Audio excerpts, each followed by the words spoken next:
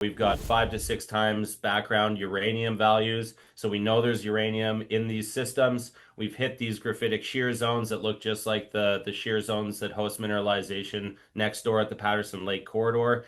We've got all the ingredients there, and now we just need to vector in to that alteration and high-grade uranium.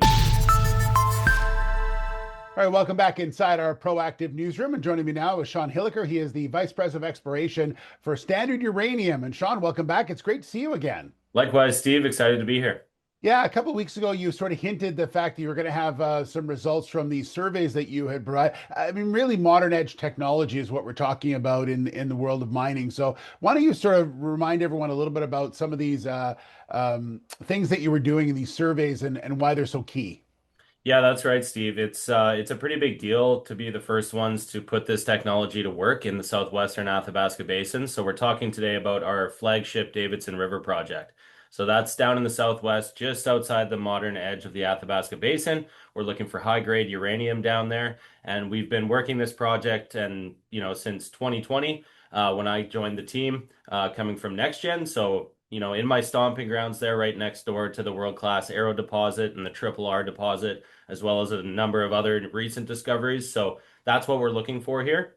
And these surveys, Steve, kind of give us the next step that we need to really layer our data and come up with the best targets possible. So we partnered with a company called Fleet Space Technologies out of Australia. We did three separate multi-physics grids, multi-physics meaning three different types of geophysics at once.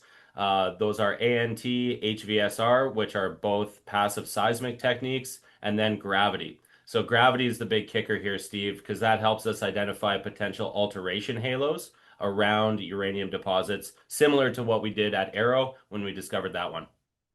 And obviously the results are here, and you've been able to pinpoint some really key things you want to sort of start a drill program on. Yeah, that's right. So, we've done a lot of work over the last number of years. We haven't been back to drill the project since 2022. So, we've been really digging deep and looking at what we can throw at this thing to make sure, like I said, to have the best targets possible when we come back to drill that. So, in the news that came out today, if you look at figure three, you can see the results of the three grids that we did.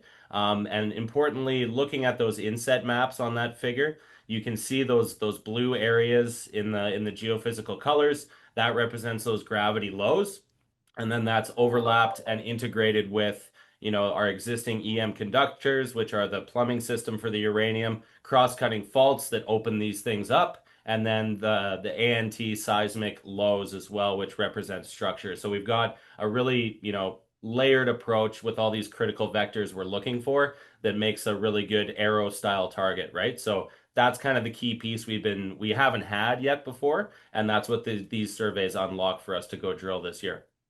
And that's going to be Warrior, Bronco, Thunderbird. Those are going to be the key ones that you're looking at this year. And you expect to start drilling, when is it, in September? That's right, Steve. Yeah, so we picked the three areas based on our best drilling results to date. We've got 5 to 6 times background uranium values. So we know there's uranium in these systems. We've hit these graphitic shear zones that look just like the shear zones that host mineralization next door at the Patterson Lake corridor.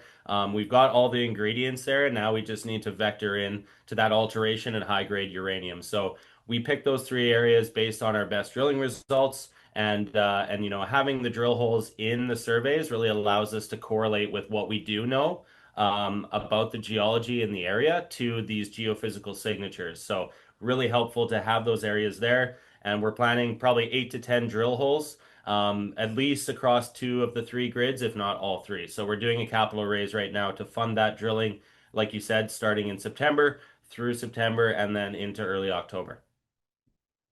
Well, I know it's exciting times for the company ahead, and we look forward to hearing more about the financing when the time is right. Great to see you again, Sean. Thanks very much. Absolutely, Steve. We'll be talking again soon. Take care. All right, there's Sean Hilliker. He is the Vice President of Exploration for Standard Uranium.